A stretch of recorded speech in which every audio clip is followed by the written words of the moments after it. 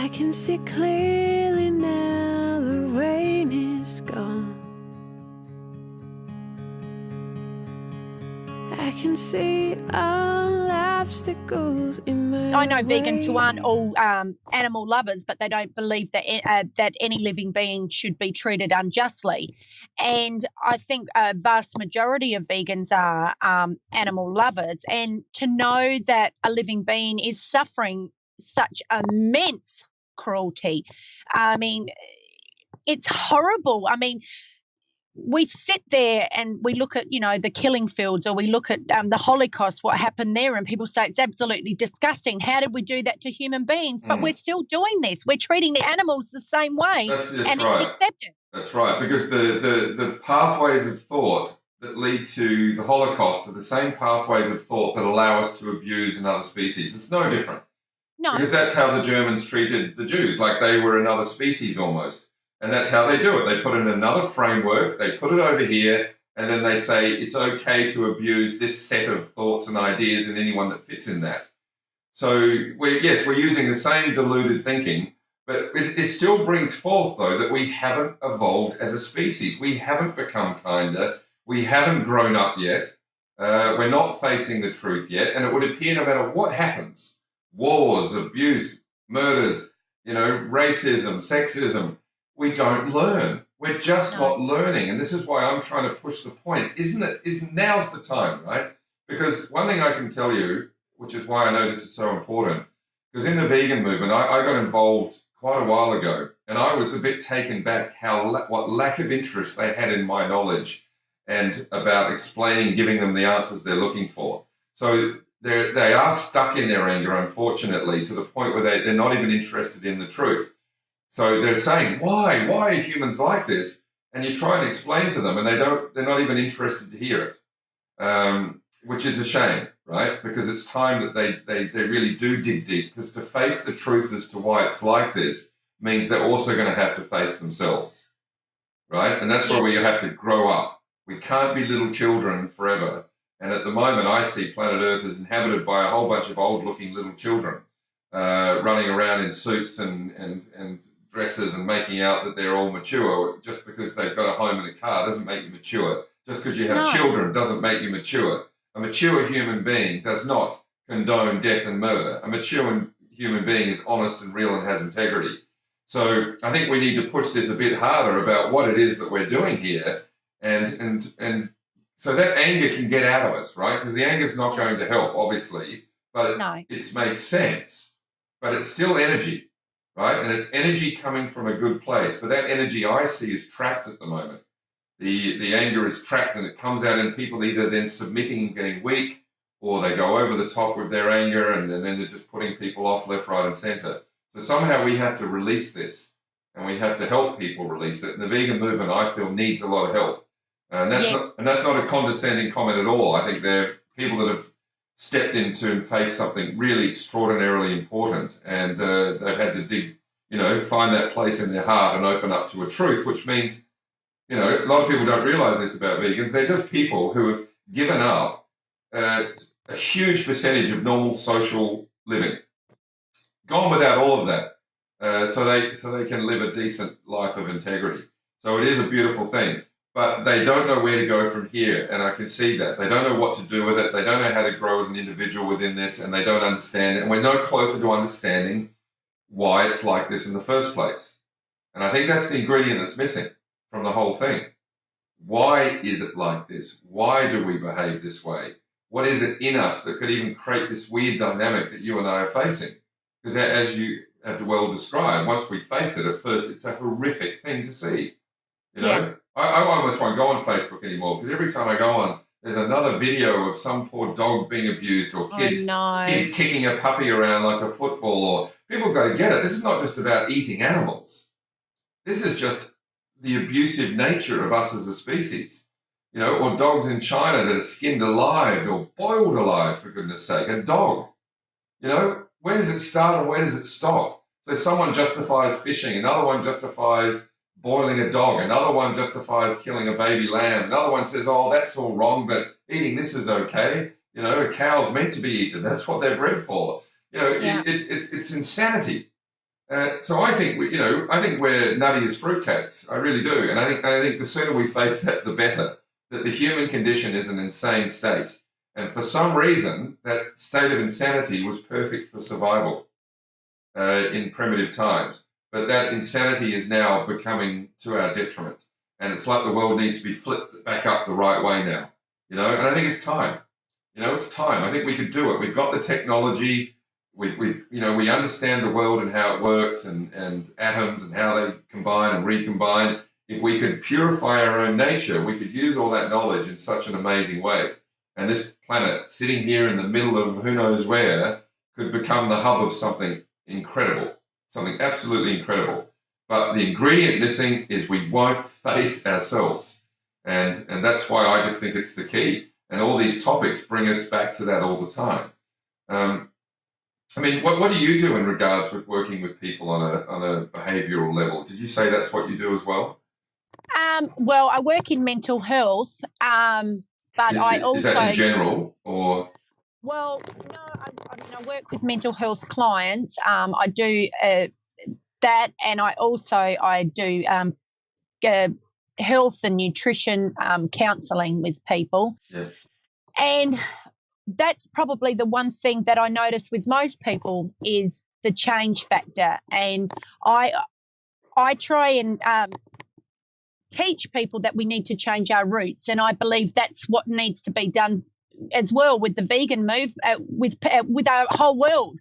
Until the roots are changed, nothing else will change. I try to explain it like, let's say we've got a lemon tree, and people all of a sudden keep saying, you know what, why do I keep producing lemons? I want to produce oranges. And it doesn't matter what they do. They're sticking oranges all over the trees, and the lemons are still coming through. Well, you haven't changed your roots. If you want to be an orange tree, you have to change your roots in order to be an orange tree. And if you want to change as a person in any aspect of your life, whether it's to become a vegan, whether it doesn't matter if you're changing your religion, you're changing your financial situation, you're changing your career, you want to change just yourself as a person, you have to change your roots. Because if you don't change what's deep down inside of you, it's gonna keep popping back up.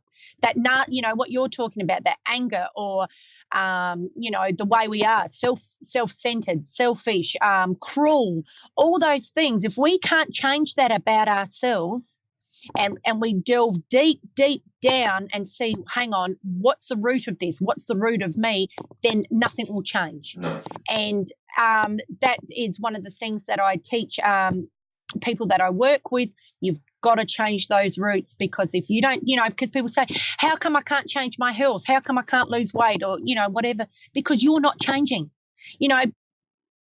What's the definition of insanity? Doing the same thing over and over again and expecting change. Well, yeah. We can't, we have to, until you can break through that sort of brick wall, you're not going to be able to change. And I don't think until, as a world, let's just look at Australia, until even as a country, people can't start to, break through those walls and start to look and say, you know what, we have got a huge problem here. And let's look at it on the vegan, on an animal agriculture way. We have got a huge problem. We've got a massive, massive problem. I mean, there's millions of animals being slaughtered each year.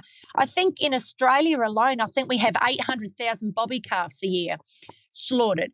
And, that's a big problem. That's huge. That's massive. And yeah, let's just be clear. 800,000 sweet little babies taken away from their mother and murdered, all for what? So we can have some drink the breast milk of another species. Yeah, it's insanity. Yeah. And until people can start to really delve down and say, you know what, I don't need dairy.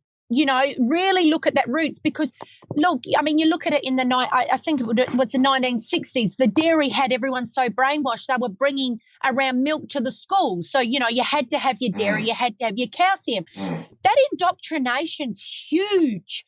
So that that's full on stuff that needs to be, change the way people are thinking, because people are thinking, oh, but I need milk, my bones and whatever, not to mention, what dairy can actually do to your body. But, to be able to change that thinking is what is required let's just look at our own country. In our country, in order to have change, the government aren't going to do anything about it. They've got no interest in doing anything about it. So it's up to us as individuals to be out there sharing and spreading this message, but helping people to understand. People need knowledge. People need to have access to knowledge. And I know I said it's 2016. It's there at the click of the finger. People have to have a reason to want to search for that knowledge too. We need to be giving people a reason why they need to be searching, because, I was out with a little old lady the other day. She was 83, and she looked, and there was gluten-free bread, and she said, oh, what's all this? When I used to go shopping, we just bought bread. So when you're looking at those age groups, they've got to have a real reason why they'd want to listen, because they know nothing else but having your, meat and 3 veg and your dairy. So, we look at the younger generation. Yes, we can reach them through modern technology, but there's a lot of generations we want to get to, change from the top. Just because they're in their 80s, it doesn't mean that they are unchangeable. But we need to look at ways where they want to search for that information and they want to make those changes within themselves, because I think change is possible for all people. I mean, you and I have changed our own lives to cruelty-free lives, so it is possible. Yes. But we have to have reasons. We have to give people reasons why they want to. I mean, you sit there, and I'm sure you have too, you sit there and you scratch your head and you say, is this not enough? I mean, for me, it was enough to see the cruelty and say, you know what, why? Why would I want to be a part of this? But what more does it need to be for people? Do we need more access to more products for people? Do we need education? I mean, in a perfect world, there'd be education from age 5 at school, and the children will learn, instead of learning that they need to, have milk from a cow, they learn that, we can get milk from an almond, all those different options. I tell you what I think. My answer is that we need, like, the level of strength that you're talking with right now is what's required. And, that's not anger, it's just strength. And it's strength. And I think we've got to get real about what we are as a species. And yes, we do function in a conceptual space, and we build our identity and our habits and who we are as a person. And the older we get, the harder it is to change that, because it's been functioning in that limited way for so long. So, and I can tell you, like, with my work helping people, I don't help them just by, yes, I'm very loving and caring and understanding and supportive, but I still have to be extremely strong.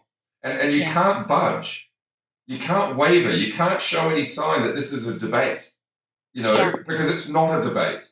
No. Otherwise, two things are going to happen. Either the world's going to wake up, or we're going to divide and find out there are good people and bad people, right? Yeah. For real. So if we all as good people stand strong in defense of these poor innocent beings that are being abused, like, I live near Portrush Road in Adelaide and watch all the poor, chickens and jammed into tiny little boxes and their little heads sticking out, and pigs coming by and sheep constantly, all day, every day. So these people that live in their fancy little homes can just shove their face with these dead bodies. So for me, I talk to the truth of what I'm saying. Just because they can't see it, I'm not going to come down to their level. No. That's insane. That's me being, like, weak. So I'm asking them to come to where they need to be. And I'm not setting a standard that's my standard. I'm talking to the truth of what is.